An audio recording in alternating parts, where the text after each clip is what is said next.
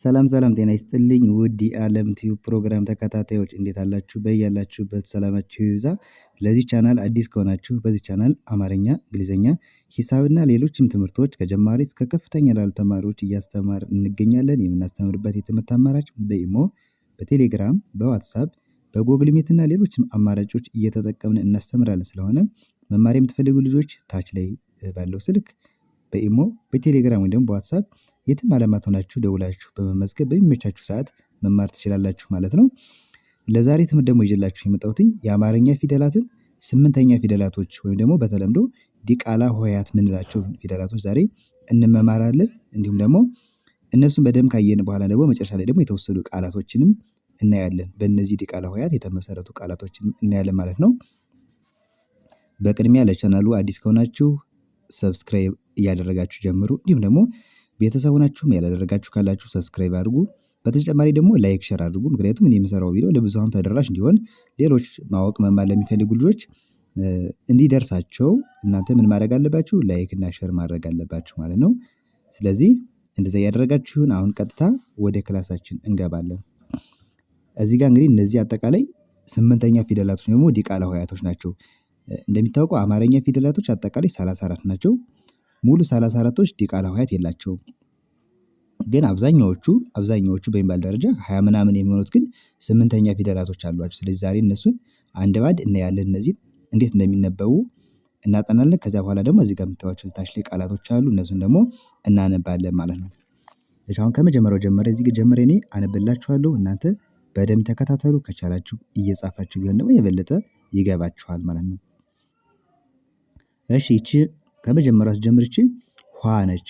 ኋ ማለት የሀ ቤተሰብ ስምንተኛ፣ ኋ ሏ የለ ቤተሰብ ስምንተኛ፣ ኋ የሀ ቤተሰብ ስምንተኛ፣ ሟ ደግሞ የመ ቤተሰብ ስምንተኛ፣ ሷ የሰ ቤተሰብ ስምንተኛ፣ ሯ የረ ቤተሰብ ስምንተኛ፣ ሷ የሰ ቤተሰብ እነዚህ ሁሉም ስምንተኛ ናቸው። ሿ የሸ ቤተሰብ፣ ቋ የቀ ቤተሰብ፣ ቧ የበ ቤተሰብ፣ ቷ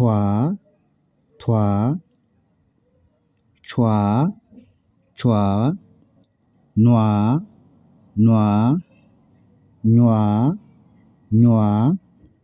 ኳ ኋ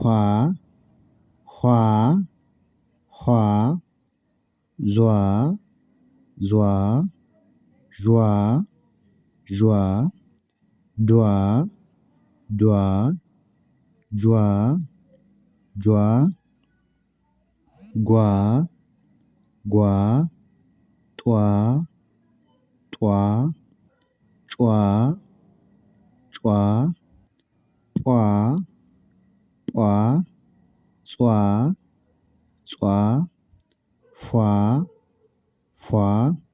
ጓ ፏ በጣም አሪፍ። እንግዲህ ከኋ እስከ ፖ ያሉት አጠቃላይ ዲቃላ ሆሄያት የምንላቸው የአማርኛ ፊደላቶች እነዚህ ናቸው ማለት ነው።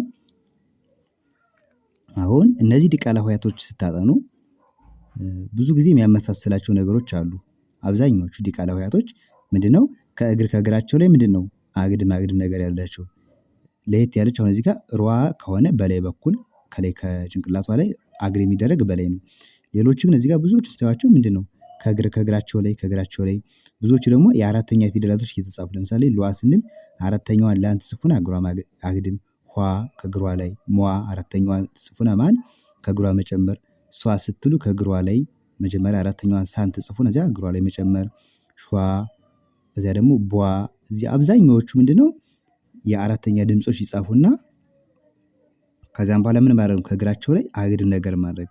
አግድም ካደረጋችሁ ስንተኛ ፊደል ይሆናል? ስምንተኛው ደግሞ ዲቃላ ሆሄያት የምንላቸው መሆን ይችላሉ ማለት ነው። አሁን ፈጠን ብዬ አንዴ ወደ ታች እንደዚህ ላንብብላችሁና ከዛ ቃላቶችን እናያለን። እሺ ኋ ሿ ኟ ጓ ሏ ቋ ኳ ጧ ኋ ቧ ኋ ጯ ሟ ቧ ዟ ጧ ሷ ቷ ዧ ጿ ጿ ሯ ቿ ዷ ፏ ሷ ኗ ጇ ፏ ፏ። እሺ በጣም አሪፍ። አሁን ደግሞ ከዚህ ጋር ያሉ ቃላቶችን ደግሞ እናያለን ማለት ነው። ከዚህ መጀመሪያው ምን ይላል? ኋላ ኋላ። አሁን ኋ ማለት ይቺ ነች የሀ ቤተሰብ ስምንተኛዋ። ኋላ ላ ደግሞ የለ ቤተሰብ አራተኛ ነች። በአንድ ላይ እነዚህ ኋላ ኋላ ይላል። እሺ ወደ ስንመጣ ደግሞ ስሟ ስሟ ስ ማለት የሰ ቤተሰብ ስድስተኛ ሟ ደግሞ ዲቃላ ሆሄያት እዚህ ጋር ይኸውች እዚህ ጋር አለች ማለት ላይ ስሟ ስሟ እሷ እሷ የአ ቤተሰብ ስድስተኛ ነች። ሷ ደግሞ ስምንተኛ ፊደል የሰ ቤተሰብ እዚህ ጋር የታለች እዚህ ጋር ይኸው እሷ እሷ ሿሚ ሿሚ ሚ ማለት የመቤተሰብ ሶስተኛ ሿ ደግሞ ዲቃላ ሆሄያት ሿሚ ሿሚ ቋንቋ ቋንቋ እዚህ ጋር ደግሞ ቋን ሁለቴ ጽፈናል መጀመሪያና መጨረሻ ላይ መሃል ላይ ደግሞ ን ማለት የነ ቤተሰብ ስድስተኛ ነች ማለት ላይ ቋንቋ ቋንቋ ይላል። እሺ እዚህ ጋር ደግሞ ቧንቧ ቧንቧ አሁንም እዚህ ጋር ልክ ቋንቋ እንዳልነው ሁሉ ቧ መጀመሪያ መጣ ቧ መጨረሻ መሃል ላይ ን የነ ቤተሰብ ስድስተኛ መሃል ላይ ቧንቧ ቧንቧ ሞቷል ሞቷል ሞቷል ቷ ማለት ዲቃላ ሆሄያት ነች። ሞ ደግሞ የመ ቤተሰብ ሰባተኛ ል የለ ቤተሰብ ስድስተኛ ማለት ላይ ሞቷል ሞቷል። ኗሪ ኗሪ ኗ የነ ቤተሰብ ስምንተኛዋ ወይም ዲቃላ ሆሄያት ምንላት ነች። ሪ ደግሞ የረ ቤተሰብ ሶስተኛ ማለት ላይ ኗሪ ኗሪ። እሺ ወደ ቀጣይ ስንሄድ ደግሞ እዚህ ጋር ባሏ ባሏ ባሏ ሏ ዲቃላ ሆሄያት ነች። ባ ደግሞ የበ ቤተሰብ አራተኛ ማለት ላይ ባሏ ባሏ።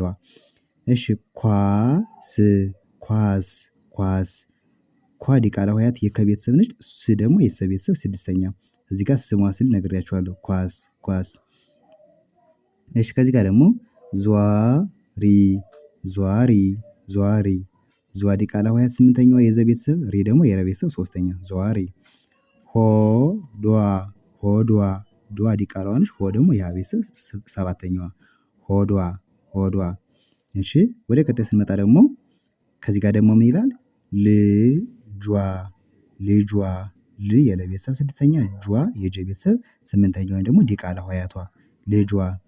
ጓደኛ ጓደኛ ጓደኛ ጓ የገ ቤተሰብ ስምንተኛዋ ነች። ደ የመጀመሪያ ፊደል እኛ ደግሞ የኘ ቤተሰብ አራተኛ ማለት ላይ ጓደኛ ጓደኛ ይላል። እሺ ከዚህ ጋር ደግሞ ጧት ጧት ጧ የጠ ቤተሰብ ስምንተኛዋ ዲቃላ ሆሄያት ጧ ት ደግሞ የተ ቤተሰብ ስድስተኛ ማለት ላይ ጧት ጧት። ጯሂ ጯሂ ጯ የጨ ቤተሰብ ስምንተኛዋ ወይም ዲቃላዋ ሂ ደግሞ የሀ ቤተሰብ ሶስተኛዋ ማለት ላይ ጯሂ ጯሂ። እሺ ከዚህ ጋር ደግሞ ገጿ ገጿ ጿ ማለት የጸ ቤተሰብ ስምንተኛዋ ዲቃላዋ ገጿ። ፏፏቴ ፏፏቴ ፏፏቴ እነዚህ ሁለቱ ፏ ማለት ተመሳሳይ ናቸው የፈ ቤተሰብ ስምንተኞች ዲቃላዎች ናቸው። ቴ ደግሞ የተ ቤተሰብ ሆና አምስተኛ ላይ የምናገኛት ማለት ላይ ፏፏቴ ፏፏቴ ይላል። እሺ እዚህ ጋር ደግሞ ወፏ ወፏ ፏ ማለት እዚህ ጋር እንደምታዩት የፈ ቤተሰብ ስምንተኛዋ ዲቃላዋ ነች። ወ ደግሞ የመጀመሪያ ፊደል ማለት ላይ ወፏ ይላል። የመጨረሻው ደግሞ ይቺ አፏ አፏ አፏ። እሺ በጣም አሪፍ እንግዲህ ለዛሬ ይዤላችሁ የመጣሁት የአማርኛ ፊደል ዲቃላ ሆሄያትን እንግዲህ ብዙ ጊዜ ብዙ ልጆች ገና ጀማሪ ፊደላት ማጥናት የጀመሩ ልጆች ምንድነው ስምንተኛዋን ብዙ ጊዜ አይጠቀሟትም እስከ ሰባት ያጠናሉ። ስምንተኛዋን ወደ ኋላ የማድረግ ነገር አለ። ነገር ግን እነዚህ ስምንተኛ ፊደላቶች በብዙ ቃላቶች ላይ እንጠቀማቸዋለን። ብዙ ጊዜ ስንናገር ስናወራ ሳይታወቀን ዲቃላ ሆሄያቶችን ብዙ ጊዜ እንጠቀማለን። ስለዚህ በጣም ወሳኝ ስለሆኑ ማወቅ አንድ ሰው አማርኛ አነባለሁ አማርኛ እጽፋለሁ ካለ እነዚህም ደግሞ በጥንቃቄ መለየት ስለሚገባ ለዚያ ይሆናችኋል ብዬ ነው ዛሬ ይዤላችሁ የመጣሁት።